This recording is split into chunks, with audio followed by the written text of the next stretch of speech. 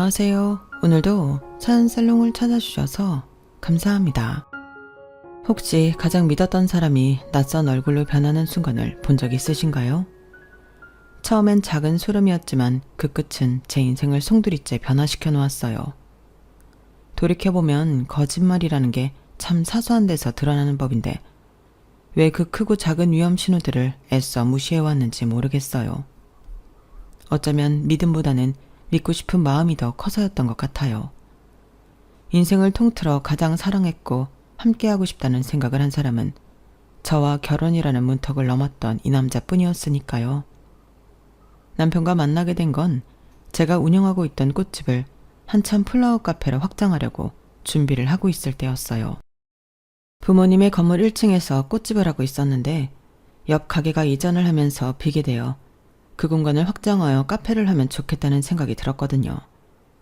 바리스타 자격증은 따놨지만 제대로 카페 일을 해본 적은 없어서 경험이 있는 바리스타를 채용해서 오픈 준비를 시작하면 좋겠다는 생각이 들었어요. 공사가 끝나갈 때쯤 채용 공고를 올렸고 생각보다 빠르게 지원자가 생겼어요. 나이도 저와 얼추 비슷하고 유명 프랜차이즈에서 근무한 경력도 길어서 믿음이 갔어요. 면접 때도 꼼꼼한 스타일인 게 느껴졌고 사진보다 인상이 멀끔하고 스타일이 좋아서 이런 사람이 카페에 있으면 여자 손님들 좀 끌 수 있겠다는 생각이 들더라고요. 그야말로 합격시키지 않을 이유가 없는 사람이었어요. 그래서 바로 채용을 진행했고 같이 카페 오픈을 준비하게 됐어요. 면접 때 제대로 본 게 맞았는지 성실하고 꼼꼼해서 일하는 스타일이 잘 맞더라고요. 저보다 나이는 3살 어렸지만 부드럽고 유쾌한 성격에 금방 친해졌어요. 커피 쪽은 현우 씨가 맡아서 해주면 좋겠어요. 제조는 같이 할 거지만 메뉴 픽스랑 신메뉴 개발 다 전반적으로 믿고 맡길게요. 맡겨만 주세요. 대형 프랜차이즈에서도 일 많이 해봤고 개인 카페 오픈 멤버로도 일해본 적 있어요. 자신 있게 말한 것처럼 정말 여자들이 좋아할 만한 감성으로 메뉴판을 뽑더군요. 제가 생각했던 느낌의 그 사람의 아이디어까지 얹으니 제법 트렌디하면서도 편안한 느낌의 카페가 완성이 됐어요. 카페는 오픈하자마자 여자 손님들로 가득 차더군요. 아무리 직원이 멀끔하다지만 어디서 입소문이라도 듣고 온 것처럼 손님들이 밖에 줄까지 서길래 뭔가 이상하다는 생각이 들었어요. 현우 씨, 왜 이렇게 사람들이 많이 왔지? 따로 광고를 많이 돌린 것도 아닌데? 그게 제가 광고를 좀 했거든요. 현우 씨가 무슨 광고를 했길래? 따로 돈 들여서 광고를 한 거야? 그건 아니고요. 사실은 제가 커피 관련 프로그램에 출연한 적이 있거든요. 그래서 저를 아시는 분들이 좀 계세요. 알고 보니 방송 출연 경력이 있어 커피 매니아들 사이에서는 어느 정도 인지도와 팬까지 가지고 있는 사람이더라고요. 아니, 그걸 왜 이제 말했어? 나는 이렇게 유명한 사람인 줄도 모르고. 그럼 사장님이 저 불편해하시고 안 뽑을까봐 그랬죠. 전 여기서 꼭 사장님이랑 일하고 싶었거든요. 제 눈을 똑바로 보면서 그렇게 말을 하는데 저도 사람이라 그런지 갑자기 그런 말을 하니 너무 당황스럽더라고요. 이렇게 경력을 차곡차곡 잘 쌓던 사람이 굳이 커피 쪽에 문이 아닌 저랑 일하고 싶었던 이유가 궁금했지만 분위기가 이상해질까 차마 묻지 못하고 지나갔어요. 그때부터 묘하게 그 사람이 신경 쓰이기 시작했어요. 커피도 맛있고 손님들에게 워낙 친절하게 하다 보니 카페는 금방 입소문이 나 장사가 잘 되더군요. 그렇게 바로 옆에서 일하는 모습을 지켜보면서 저도 모르는 사이에 그 사람이 좋아졌어요. 일 때문에 하루 종일 붙어 있어서 그런지 정이 더 빨리 붙는 것 같더라고요. 처음엔 둘이서 운영하는 카페인데 둘이 만나면 헤어졌을 때를 감당할 수 없을 것 같다는 생각에 좋아하는 마음을 접어보려고 노력도 많이 했어요. 하지만 불행인지 다행인지 현우 씨도 저와 마음이 같았고 제 적극적으로 해오는 대시를 당해낼 체간이 없더군요. 그러다 결국엔 서로 마음을 확인하는 계기가 생겨 만나보기로 했죠. 연애가 영업에 방해로 작용될까봐 늘 조심했지만 생각보다 성격이 잘 맞아서 불화가 거의 없는 커플이 됐어요. 눈치가 워낙 빠른 사람이라 그런지 싸울 뻔하다가도 제 감정이 올라가려 하면 센스 있게 바로 사과하면서 제 비위를 살살 맞춰주니 크게 화낼 일이 없더라고요. 사귀는 내내 저에게 언성을 높이는 일이 단 한 번도 없었고 늘 예쁜 말로 격려해주며 안정적인 연인이 되어주니 어느 순간부터 의지를 많이 하게 되더라고요. 그렇게 2년쯤 사귀고 나니 마침 저도 결혼할 나이가 되었고 둘 사이에 결혼 이야기가 나오기 시작했어요. 솔직히 말하면 나랑 결혼 생각이 있다면 빨리 했으면 좋겠어. 연애도 좋지만 지금 우리가 일도 같이 하고 있잖아. 결혼을 하면 더 안정적이게 될 것 같아. 결혼 이야기를 먼저 꺼낸 건 남편이었어요. 앞으로의 미래에 대해 이야기하다가 자연스럽게 나왔는데 왠지 모르게 서운하더라고요. 그렇긴 하지. 근데 그런 이유 말고 나랑 결혼하고 싶진 않아? 응? 당연히 결혼하고 싶지. 당신은 무슨 당연한 소리를 물어. 내가 결혼 얘기를 괜히 꺼냈겠어? 살짝 당황하면서 허둥지둥 대는데 당시엔 저도 살짝 서운한 마음에 그냥 해본 소리라 별로 이상하게 생각하진 않았어요. 그런데 지금 생각하면 그런 사소한 반응들도 다 이유가 있던 거였더라고요. 그날 대화를 계기로 본격적으로 남편과 저는 결혼 준비를 시작했어요. 남편이 먼저 저희 집에 인사를 왔어요. 서글서글한 인상이 싹싹하게 구는 남편을 보고 부모님은 참 마음에 들어 하셨죠. 너보다 나이가 어리다기에 걱정을 했는데 전혀 걱정 안 해도 될 만큼 센스도 있고 듬직한 성격이구나. 엄마는 안심이 된다. 그런데 딱 한 가지 남편이 마음에 걸리는 행동을 했어요. 식사가 끝나고 갑자기 저에게 이렇게 묻더라고요. 그런데 부모님 댁 너무 좋다. 독립하기 전까진 당신도 여기서 같이 산 거야? 그렇지. 카페 시작하면서 독립했으니까. 3년 전까지는 나도 여기서 같이 살았어. 그래? 그럼 나 당신이 쓰던 방이랑 집 구경 좀 하고 싶어. 구경 좀 시켜주면 안 될까? 그래, 궁금하겠네. 네가 집 소개 좀 시켜주렴.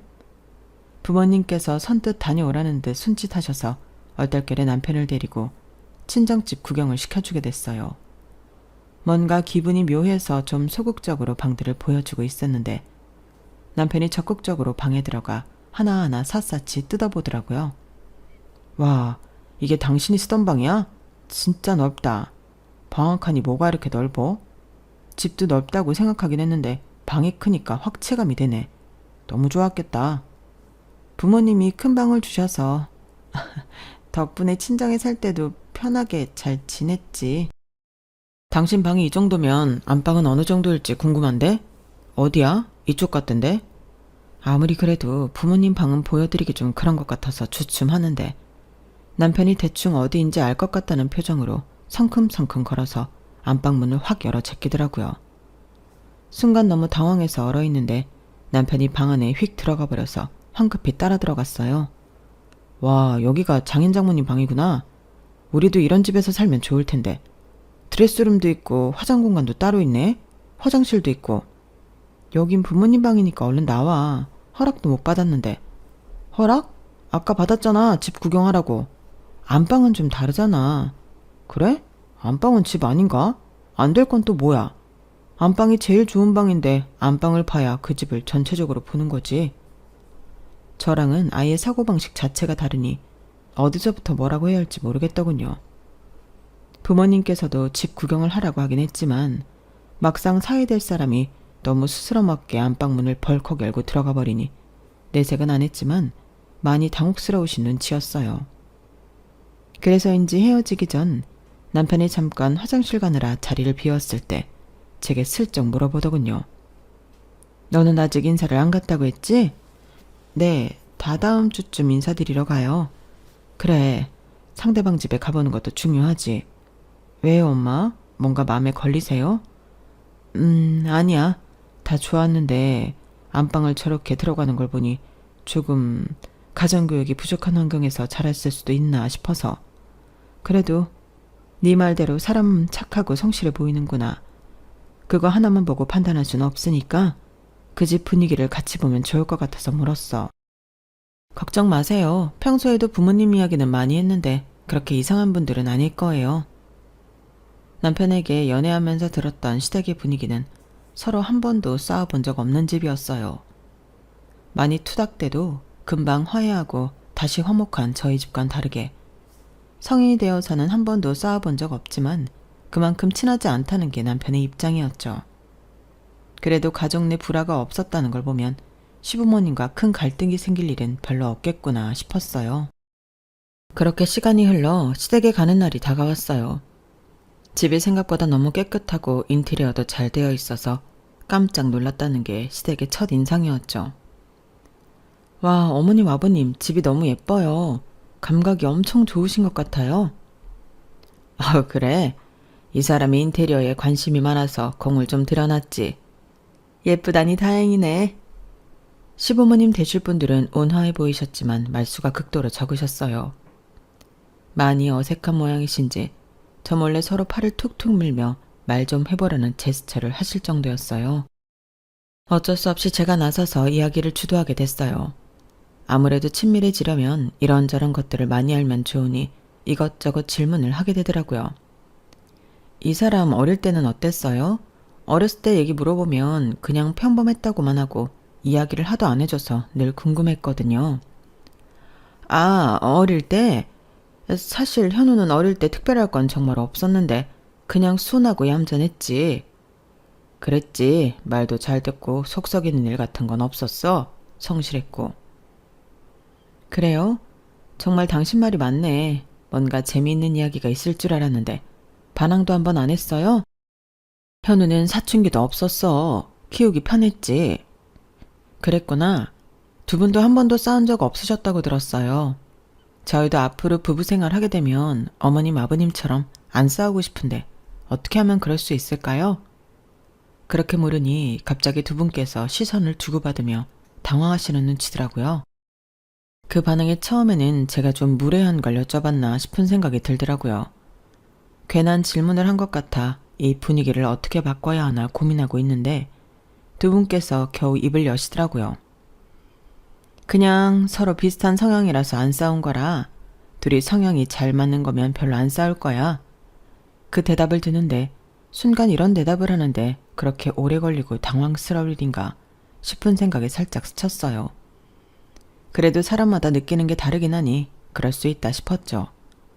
그런데 이 이후로 대화를 이끌려고 했던 질문들의 대답이 다 이런 식이었어요.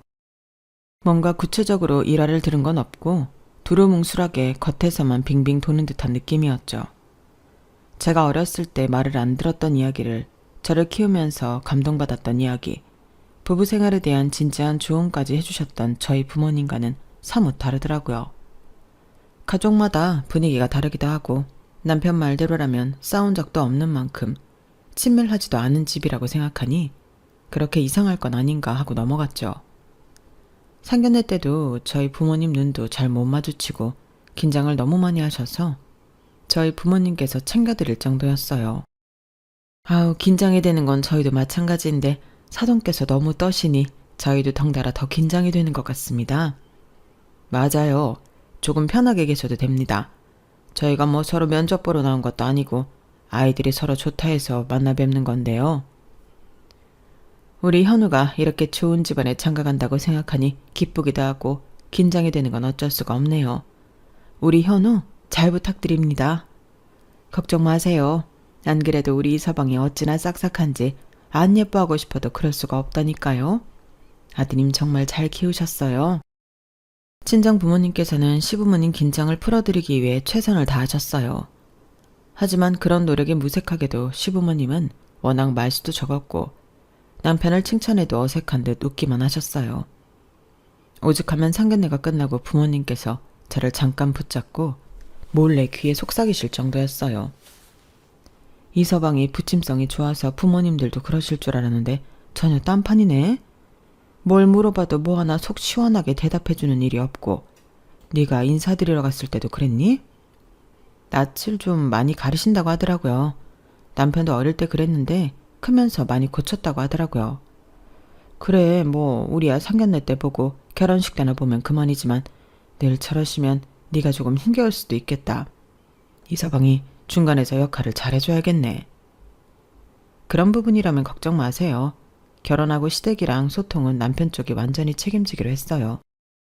그렇게 안심시켜드렸지만 그래도 친정 부모님께서는 걱정스러운 눈길을 지우지 못하시더라고요. 좋은 집안이라며 안심하는 눈치는 아니셨지만 그렇다고 딱히 시댁 쪽에서 결혼을 엎을 만한 행동을 한 것도 아니라서 그냥 넘어가시는 눈치였어요. 시부모님의 소극적인 태도는 결혼 후에도 마찬가지였어요. 여보, 그런데 어머님 아버님 생신은 언제셔? 나도 미리 알아둬야 준비하니까. 아, 생신? 그건 신경 안 써도 돼. 어? 그게 무슨 말이야? 신경 안 써도 된다니. 우리 가족은 서로 생일 같은 거 안 챙기는 분위기라. 당신도 알잖아. 우리 집은 분위기 달라도 한참 다른 거. 그렇긴 한데 아무리 그래도 결혼했는데 생신을 안 챙겨드리는 건 좀 그렇지 않아? 괜찮다니까. 오히려 안 챙겨드리다 챙겨드리면 그게 더 이상해. 우리 집은 그런 거 안 챙기면 서운해 하실 텐데. 무슨 그런 걱정을 해. 내가 우리 집 안 챙긴다고 장인댁 안 챙길까봐? 그럴 일은 없으니까 걱정하지 마. 그냥 각자 집안 문화대로 맞춰주면 되는 거지 뭘. 아무리 그래도 마음에 걸리는데. 우리 집은 완전히 개인주의라니까. 물론 당신 입장에서도 너무 낯선 일이긴 하겠지만 적응되면 괜찮을 거야. 이 행사 저 행사 다 불려가는 집안보단 낫진 않아? 그렇긴 하지만 남편이 그렇게까지 말하니 그냥 그러려니 하게 됐어요. 본인이 본인 부모 안 챙겨도 된다는데 일정 수준 이상으로 개입하기가 어렵더라고요. 걱정했던 것과는 달리 남편은 저희 부모님 생신은 아주 알뜰살뜰 잘 챙겼어요. 그런데 슬슬 이상함을 느끼기 시작한 건 결혼 후 첫 명절 때부터였어요. 어머님 잘 지내시죠? 네? 어머님? 명절 전이라 언제쯤 방문하면 좋을지 남편에게 아무리 물어도 화제가 넘어가길래 답답한 마음에 직접 어머니께 안부 겸 전화를 드렸어요. 그런데 어머님께서 마치 제 번호를 저장을 안 해둔 것처럼 반응하시더라고요. 순간 등골이 서늘했죠. 저예요, 어머님. 우리 며느리구나. 그래, 어쩐 일이니? 다름이 아니라 이번 추석 때 찾아뵈려고 하는데 언제가 좋으실까 해서요. 추석 말이니? 아니, 뭐 괜찮다. 안 와도 된다. 뭘 명절 때 그리 만나려고 해. 네? 명절인데 그래도 찾아뵙고 인사도 드려야죠. 괜찮다니까. 요새 며느리들 그렇게 옛날처럼 명절 챙기고 시부모 챙기는 분위기도 아니고. 연휴 긴데 둘이 푹 좀 쉬거라. 우리는 명절 때 모이고 그런 가족 아니니까 편하게 생각해. 가끔 이렇게 안부 전화나 주고받으면 됐지. 처음엔 이게 쿨한 건지 관심이 없는 건지 헷갈리더라고요. 뭔가 찜찜한 마음에 친구들에게 고민 상담을 하니 주변 친구들은 한결같이 부러워하는 반응뿐이었어요. 요즘 진짜 세상 많이 바뀌긴 했다. 명절 때 둘이 쉬라고 하는 부모라니. 그냥 즐겨. 나중에 어차피 시부모님 편찮아지시거나 하면 이렇게 자유롭게 보내지도 못한다. 어차피 남편은 너희 부모님한테 할 도리 다 한다면서 시부모가 직접 오지 말라는데 굳이 우겨서 갈 필요는 없잖아. 그렇긴 하지. 그런데 가족마다 이렇게까지 분위기가 다를 수가 있나? 우리 집도 남편네 식구들에 비하면 좀 개인주의라서 남편이 이해 못하긴 하더라. 나도 시댁 보면 엄청 가정적이라서 신기할 때 많아. 니네 부부도 좀 극단적이긴 해도 네가 편한 쪽이니까 그냥 좋게 생각해.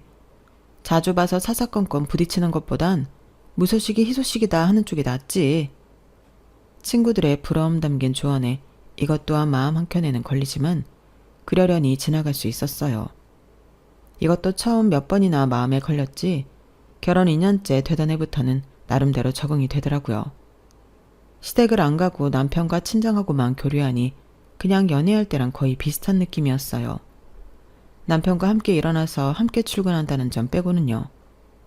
그날도 매일처럼 함께 일어나 가게 오픈 준비를 하고 모닝커피를 찾는 손님들을 응대하고 있을 때였어요.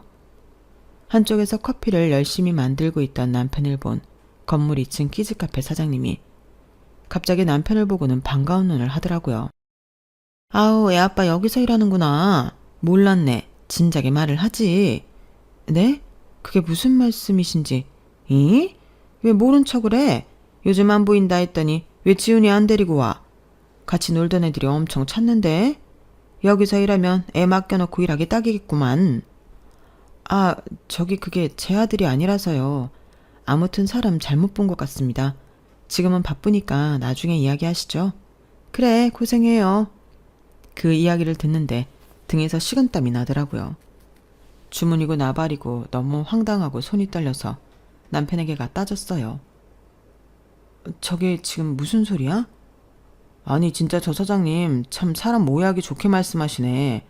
사촌 누나 아들을 가끔 사촌 누나 일하러 나갈 때 대신 맡겨주고 데리러 왔었는데 그걸 보고 내가 애 아빠라고 착각을 한 모양이야. 정말이야? 그 말 믿어도 돼? 당신 무슨 의심병이라도 있어? 그럼 내가 숨겨놓은 애라도 있다는 거야 지금? 그렇게 드라마 같은 일이 일어날 확률이 얼마나 된다고 그런 의심을 해. 그런데 왜 당신을 애 아빠라고 착각해? 조카면 애가 아빠라고 부르진 않았을 거 아니야. 그냥 사장님 멋대로 날 애 아빠라고 생각하길래 정정하기 귀찮아서 내버려 뒀더니 그대로 착각하신 거야. 사촌 누나가 이혼을 해서 남편이 없거든. 친하게 지내는 애들도 다 있는 곳에서 애 아빠 없다고 광고해서 괜한 상처 줄 일 있어? 그래서 그냥 애 아빠인 척 다녔어. 그래? 정말 그런 거지? 그렇다니까. 애 데려다 주러 다니다가 여기 카페 공고 모집도 본 거고 그렇게 당신 만나게 된 거야. 남편 말을 들으니 일리가 있게 느껴졌어요. 공고 모집을 올리자마자 지원서가 올라온 것도 신기하다고 생각했거든요. 알겠어. 하긴 그렇게까지 당신이 누굴 속일 사람도 못 되고. 그래. 그리고 나 아이 싫어해. 별로 낳고 싶은 생각도 없어. 그런데 이야기가 다른 데로 튀었어요. 남편 입에서 연애 때는 전혀 몰랐던 사실이 튀어나왔던 거죠. 뭐라고? 애 가질 생각이 없다고? 물론 당신이랑 상의해볼 문제긴 하지만 나 혼자 어떻게 생각하냐고 물어보면 별로 생각 없다는 뜻이었어. 근데 당신도 어차피 카페 일 때문에 바쁘니까 일 쉴 생각은 없지 않아? 일을 중요하게 생각하는 사람이니까. 그렇게 하지만 난 아예 안 가질 생각은 전혀 없었어. 내 가정을 꾸려서 행복하게 사는 게 내 결혼의 이유기도 했고. 당신이 길 가다 마주치는 아기들 보면 엄청 귀여워하고 능숙하게 다루길래 아이를 좋아하는 줄로 생각했는데 귀여워하는 거랑 키우는 건 완전히 다른 문제니까 그렇지. 귀여운 거야. 애기는 다 귀엽지. 애기 낳는 건 좋은데 그럼 당신 커리어도 끊기고 우리 수입도 반으로 줄어들 텐데 그럼 지금처럼 경제적으로 여유 있게 데이트도 못할 거고. 그래도 난 당신이 그렇게 생각하는 줄은 전혀 몰랐어. 아이 생각이 없었으면 결혼도 다시 생각해봤을 만큼 나한테는 아이가 중요한 문제였어. 당연히 당신이 아기를 좋아한다 생각해서 굳이 이런 대화를 해볼 필요도 못 느끼고 있었어. 그런 생각이었으면 진작에 말을 해줬어야지. 난 당신이 이를 중요시 여기는 사람이니까 당연히 아이 생각은 없을 줄 알았는데 그래도 당신이 결혼을 다시 생각해볼 정도로 그렇게 아이가 중요한 거라면 낳아야지. 절대 안 된다는 뜻은 아니었어. 그래도 적어도 우리 신혼은 충분히 즐기고 가지면 좋을 것 같은데 그건 어떻게 생각해? 지금 벌써 결혼한 지 2년이 넘었는데 나름대로 신혼생활은 충분히 즐긴 거 아니야? 나는 적어도 3년쯤은 즐겼으면 해서. 아이 낳으면 지금처럼 좋은 식당에 가거나 여행을 가지도 못하니까. 둘이서만 할 수 있는 걸 좀 더 하고 아이를 가져야 당신도 후회가 없지 않을까? 아이를 갖는 데 있어 후회라는 감정이 왜 들어가는지조차 이해가 안 갔지만 남편과 남편 가족의 성향을 생각해 봤을 때 그렇게 생각할 수도 있겠다. 애써 이해해 보려고 노력했어요. 그날 남편과의 긴 대화 끝에 남편의 의견을 존중해 결혼 3주년쯤부터 아이를 갖기 위한 준비를 시작하기로 했어요. 그 남은 기간 동안에도 남편과 저는 생각이 다르다는 걸 확 느꼈어요.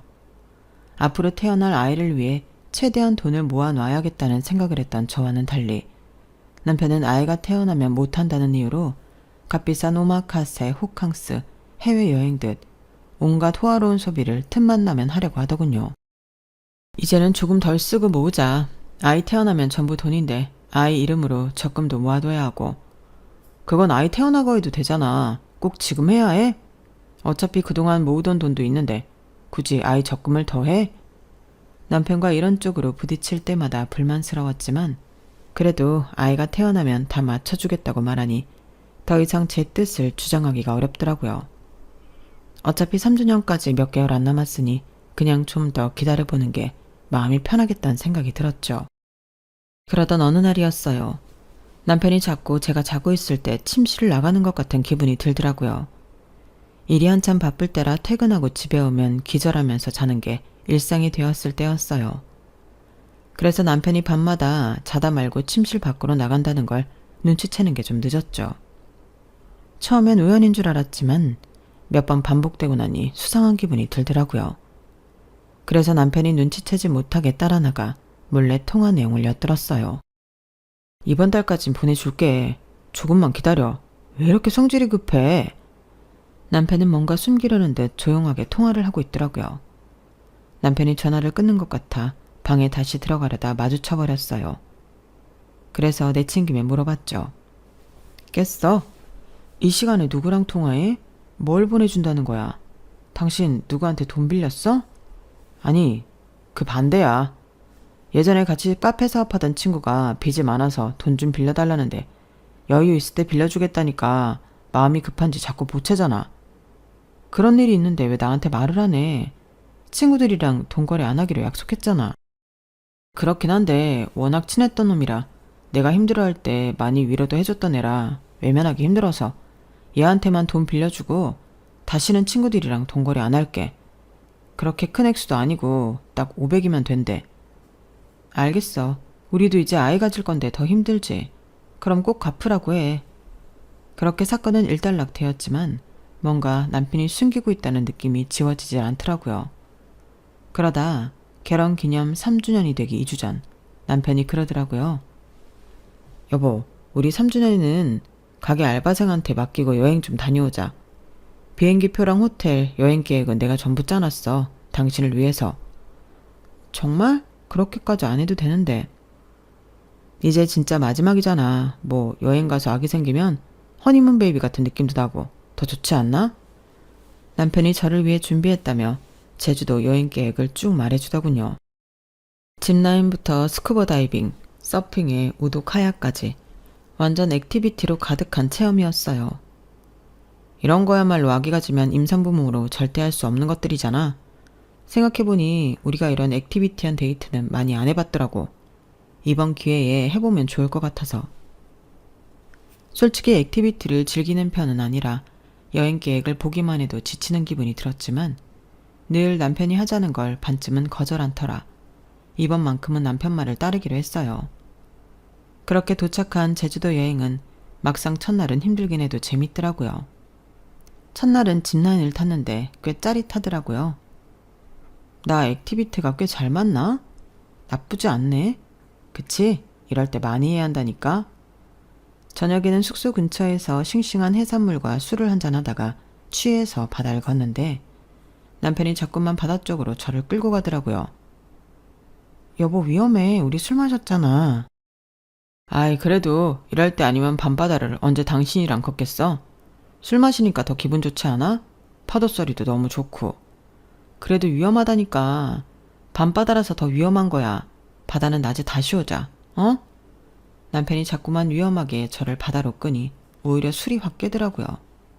그래서 남편을 끌고 모래사장으로 나오니 남편이 김이 센 듯한 얼굴이었어요. 당신 왜 이렇게 낭만이 없어? 내 말을 한 번이라도 곧이곧대로 들어주는 일이 없다니까. 숙소에 돌아와서도 남편은 삐진 듯 등을 돌리고 돌아누워서 자더군요. 내심 미안한 마음까지 들었어요. 하지만 둘 다 술에 취해 있던 상황이라 위험한 것보다는 낫다는 생각에 애써 미안한 마음을 지우고 잠을 청했죠. 그런데 밤 12시가 넘었을 쯤 갑자기 전화가 오더라고요. 너무 피곤해서 받지 않으려고 했지만 벨이 너무 울려대니 어쩔 수 없이 깨더군요. 남편은 술에 완전히 골아 떨어졌고 전화 발신인은 엄마였어요. 이 시간에 전화를 잘 안 하는 엄마께서 갑자기 전화가 오니 머릿속에 5만 가지 생각이 다 들더라고요. 엄마, 무슨 일 있어요? 예, 너 지금 어디야? 나 제주도예요. 결혼 기념일 여행 온다고 했잖아. 왜 그래요? 너 이서방 자고 있으면 당장 도망쳐야 해. 근처 다른 숙소에서 자고 내일 아침 날 밝자마자 서울로 올라와. 뭐라고요? 아무런 설명도 없이 갑자기 왜? 내가 지금 말해봤자 내가 내 말을 믿겠니? 일단 엄마 믿고 시키는 대로 해. 안 그럼 너 안 좋은 꼴 당해. 엄마는 알 수 없는 말만 하셨어요. 엄마의 말을 믿을 수는 없었지만 이상하게 그 순간 등줄기에 소름이 끼치면서 일단은 엄마가 시키는 대로 해야겠다는 생각이 들더라고요. 그래서 비몽사몽한 채로 캐리어를 그대로 다시 싸고 외투를 챙겨 숙소를 나섰어요. 밤이라 마땅히 갈 곳이 없어 택시를 타고 공항 근처로 가서 날이 밝을 때까지 공항에 있었어요. 비행기표도 가장 빠른 걸로 잡아서 다음날 바로 서울로 올라왔죠. 아침에서 점심으로 넘어가는 시간쯤 남편에게서 전화가 빗발쳤지만 받지 않았어요. 그래야겠다는 생각이 들었거든요. 공항에 도착해서는 바로 부모님 댁으로 향했어요. 아, 엄마가 얼마나 무서웠는지 아니? 잘 왔다, 잘 왔어, 내 딸. 엄마께서 문이 열리자마자 저를 껴안으시더라고요. 엄마 뒤로 우리 건물 2층 키즈카페 사장님의 모습이 보였어요. 아우, 정말 다행이네. 아니, 나는 당연히 이 집에서 다 알고도 결혼시킨 줄 알았지? 세상에 어떻게 이런 일이 있어요? 엄마는 키즈카페 사장님과 함께 이야기를 시작하셨어요. 얼마 전에 계약서를 새로 쓸 일이 있어서 만났는데 글쎄 이서방 얘기를 하시는 거야. 어릴 때 아내랑 사고쳐서 낳은 아이를 종종 맡기러 왔었다고. 아내랑은 애 키우다가 사이가 나빠져서 따로 산다나? 뭐라고요? 그게 무슨 소리예요?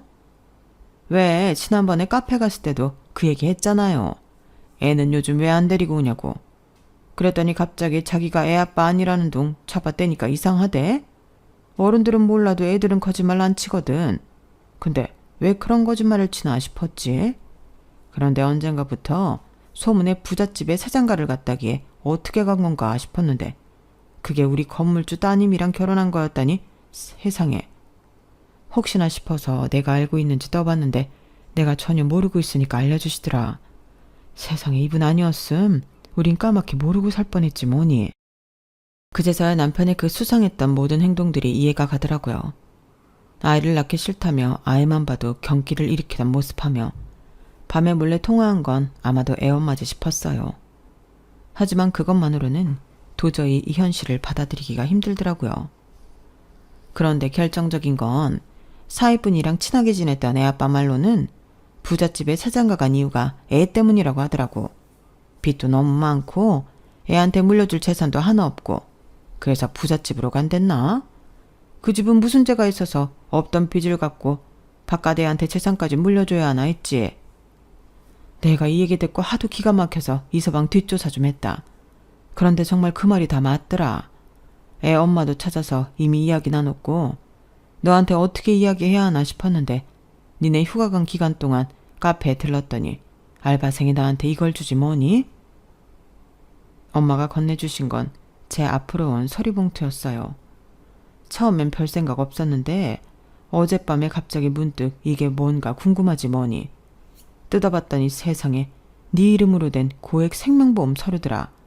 수익자는 이서방 단독으로 된 데다 날짜를 보니 효력이 지난주부터라고. 뭐라고요? 그 은큼한 자식이 이걸 집에 숨겨놓으면 들킬 것 같았는지 카페 구석에 숨겨놓은 걸 알바생이 발견해서 준 거야. 네 이름으로 되어 있길래 버리면 안 되겠다 싶어서. 내가 먼저 발견했으니 망정이지. 아휴, 내 팔자야. 조사해보니 시부모라고 나왔던 것들도 진짜 부모가 아닌 것 같아. 애 엄마한테 확인해보니 얼굴을 전혀 모르겠다고 하더라. 자초지종을 다 듣고 나니 정말 두 눈에서 불이 뿜어져 나올 것처럼 열받고 화가 나더라고요.